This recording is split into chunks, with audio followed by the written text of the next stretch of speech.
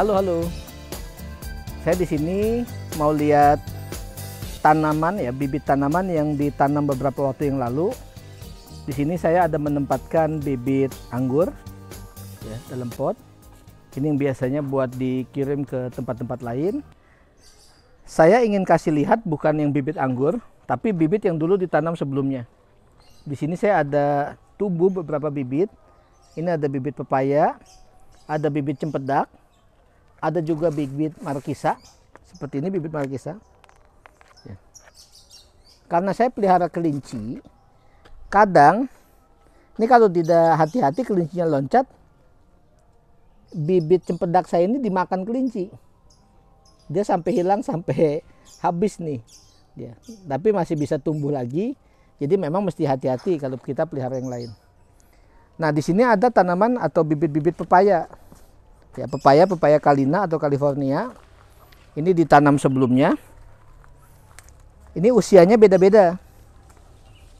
Ada yang usianya beberapa hari, ada juga yang usianya lebih lama. Nah, seperti ini. Sengaja pilih polybagnya yang kecil supaya tanamannya, media tanamnya tidak terlalu banyak dan mudah juga dipindahkan. Karena ini memang sementara saja. Ya. Jadi seperti ini bibit pepayanya. Kenapa dia di sinar matahari langsung? Karena usianya sudah beberapa lama. Ya. Ini mesti sering-sering diperiksa. Takutnya seperti ini nih. Ini ada bibit pepaya, tapi juga ada bibit tanaman lain. Kalau kita tidak tanam itu dihilangkan, dibuang. Ya. Jadi memang niatnya kita tanamnya pepaya, yang lain dihilangkan. Kalau kita sayang takutnya itu bibit tanaman lain yang manfaat, ya kita tinggal pindahkan. Jadi jangan dibiarkan seperti itu.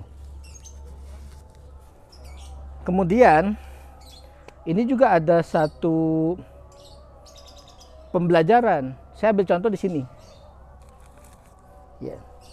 Ini bibit pepaya sudah beberapa waktu yang lalu, sama pepaya Kalina atau California. Nah, ini daunnya sampai putih. Disebutnya OD ini.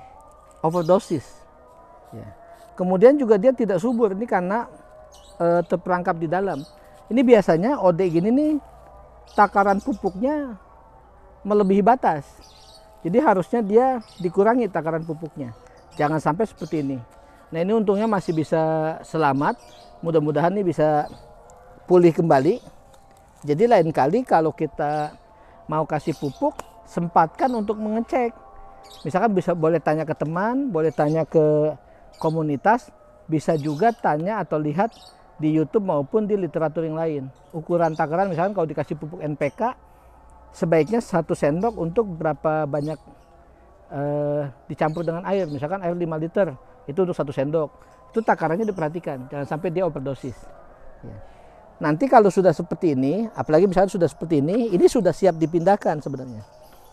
Jadi kalau dia usianya sudah anggaplah sekitar 1 bulan atau mungkin 3 minggu, ini seperti ini sudah boleh dipindahkan langsung ditanam di dalam tanah. Ya. Kalau di sini memang niatnya untuk pembibitan di JJ Zahra ini nantinya buat ditempatkan di kebun atau bisa juga memang buat yang memerlukan bibit. Karena yang kami tanam ini adalah bibit-bibit pepaya California tipe F1. Jadi betul-betul bibit dari bibit yang utama, bukan bibit hasil dari buah dibuka kemudian diambil bibitnya, dikeringkan, ditanam lagi. Itu bukan seperti itu. Ini langsung dari bibit F1. Kecuali kalau yang cempedak, sebagian besar cempedak kalau tidak disambung dia ditanam dari biji. Ya. Mungkin itu dulu.